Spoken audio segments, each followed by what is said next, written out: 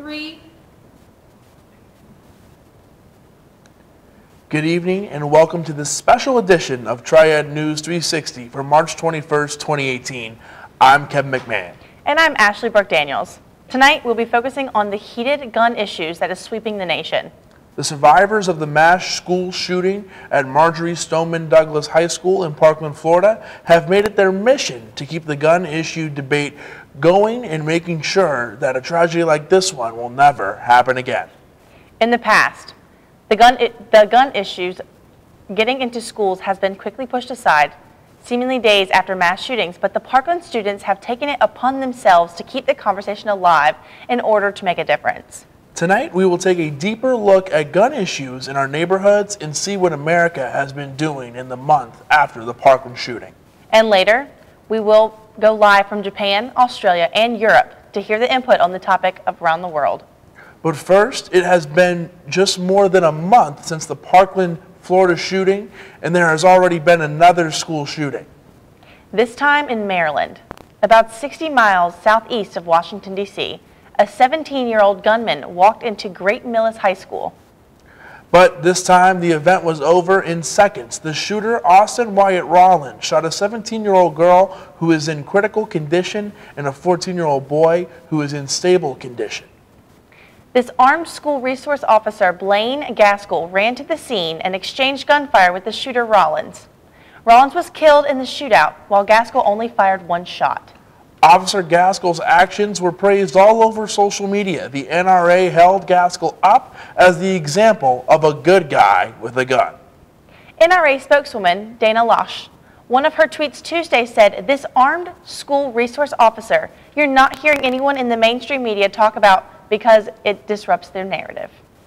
The same day that the shooter walked into the Maryland high school, 6 survivors from the Marjory Stoneman Douglas High School shooting were speaking at a forum on gun violence at Harvard Kennedy School in Cambridge, Massachusetts. These high school students are using social media and these public appearances to encourage members of all communities affected by gun violence to participate in the nationwide March for Our Lives this Saturday. The Parkland survivors are stressing that people honor those who lost their lives in past shootings like Las Vegas, Orlando, and Sandy Hook in order to make changes that will help prevent future tragedies.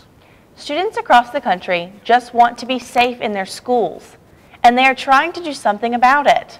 In the wake of the Florida school shooting, thousands of students in schools all across the country organized a protest called a walkout.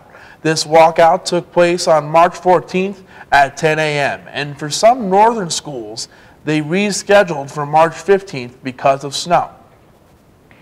Tyngsboro High School in Tyngsboro, Massachusetts was one of the schools that rescheduled their walkout. Students were upset that they might not be able to participate because of the snow day. Students started messaging each other on social media and rescheduled it. Some schools that participated had brave students that stood up to speak on these issues at Governor Livingston High School in Berkeley Heights in New Jersey. 3 students stood in front of their class to share their opinions. The female in this video is saying their students and teachers are no different than the students and teachers. You must remember that he easily could have come here at GL. Students everywhere are scared for their safety in their schools. Social media has played a huge role in this movement with stricter gun control. Social media has been what kept this topic relevant and is keeping the debate moving. Posted on these social media platforms were pictures of the signs protesters were holding. Some read, "I want to read books, not eulogies. Girls' clothing in schools is more regulated than guns in America." These signs are so powerful because of social media. They are getting the recognition they deserve. Another controversial movement was started on a social media platform when a 6th grade teacher suggested her students walk up, not out. She wanted her students to walk up to someone who needed a friend or help that day instead of walking out of school. Her post got the hashtag walk up, not out trending, but a lot of people were disappointed that she took attention away from the important walkout movement done by the students. Because of the Parkland shooting in Florida, Florida changed their gun laws, but it did not happen without the NRA taking action of their own. On Friday, March 9th, Florida Governor Rick Scott signed Senate Bill 7206. The NRA is taking issue with one part of the bill in particular. The bill brought forth a law that raises the firearm purchasing age from 18 to 21 in Florida. The NRA is suing Florida over this. NRA Executive Director Chris Cox stated that this bill punishes law-abiding gun owners for the criminal acts of the deranged individual. He went on to say that securing our schools and protecting the constitutional rights of Americans are not mutually exclusive. So the NRA has filed a lawsuit in federal court claiming that the new Florida law violates the 2nd and the 14th Amendment. It looks like there will be a lot of changes in the future of our country. When we come back, we will see what happened when Triad News 360 went on the streets to ask people their opinions on gun violence in their communities. And the teachers in training, did they have to be trained in the weapon as well? When we come back after the break.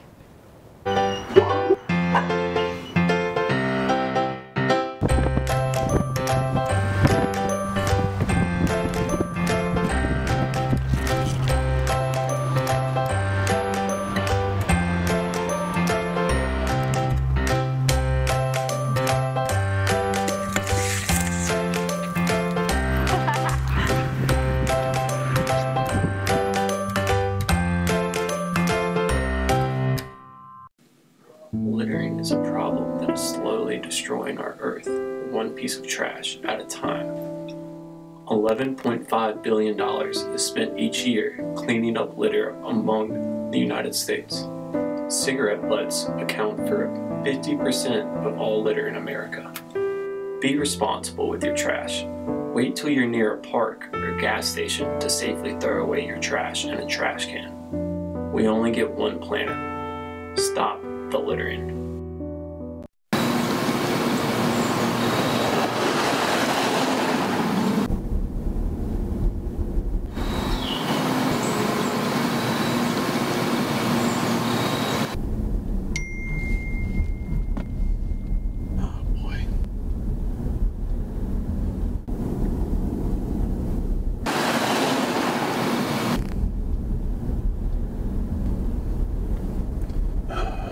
How am I going to pay for this?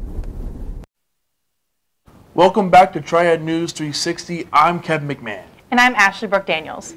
For viewers just tuning in, tonight's show covering the gun violence debate that's sweeping our country. What has our country divided? Gun control and gun violence are hot topics for almost every American. Triad News 360 reporter went to the streets to find out how people are feeling about this issue. So I think the walkouts in the high schools today were a really important thing for students to be able to show like what's important to them and how their lives have been impacted from all the recent shootings. I think that the walkout was probably effective in places where it was prominent, but I do feel like the lack of social media outreach was kind of negative with the impact on that. It's quite the conversation since the whole country is affected by these laws. What about the teachers? What about the teachers though, Kevin? How are they feeling? Triad News 360 reporters went out to ask teachers those thoughts and feelings. So my opinion is that teachers at college level or high school level should not be armed with weapons, because if you have students who are aggressive, they could have access to the gun belt because you're going to have to carry it. Or if you have a teacher who gets aggressive with an administrator, there could be violence in that way.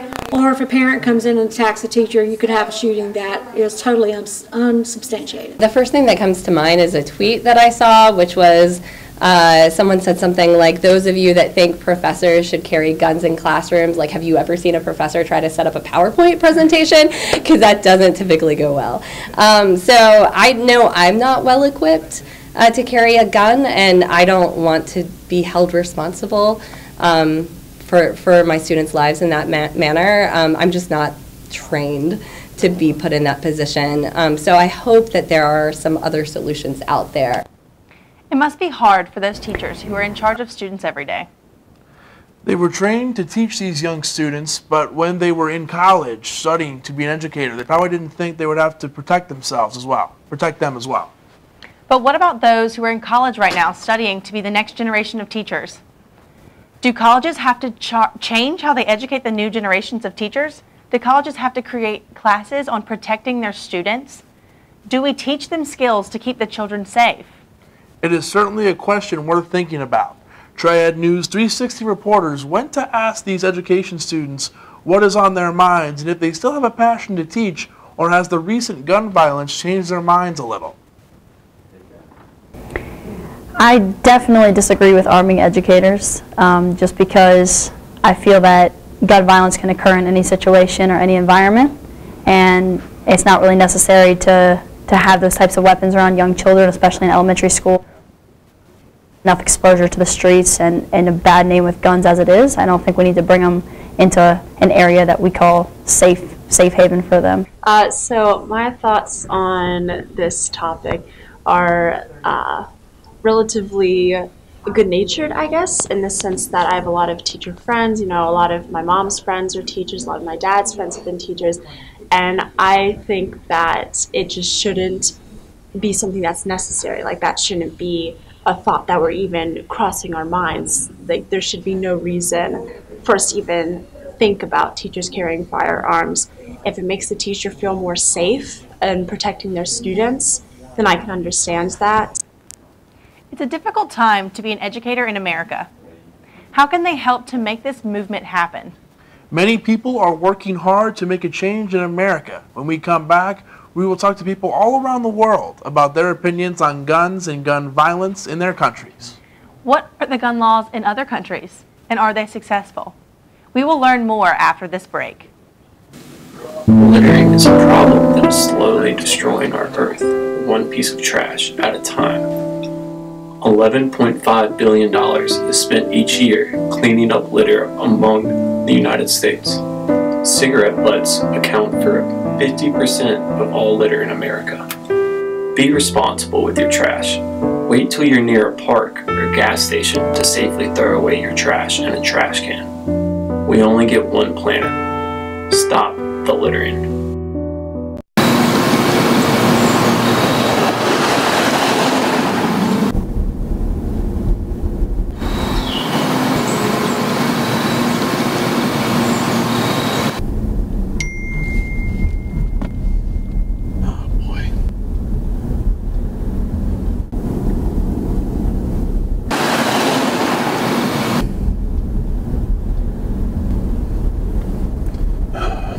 How am I going to pay for this?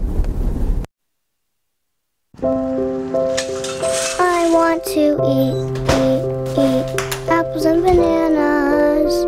I need to eat apples and bananas. Why can't I eat apples and bananas? Support the Feeding America nationwide network of food banks to help provide meals to those in need. Join us at feedingamerica.org. Welcome back to Triad News 360. I'm Kevin McMahon. And I'm Ashley Brooke Daniels. The gun violence debate has been sweeping the country over the last several years. High school students and people of all ages are trying to address the lack of policy changes aimed at the situation. While the United States is seemingly divided, other nations have been dealing with gun violence and guns in their communities in a variety of ways, along with having different stances on the topic itself.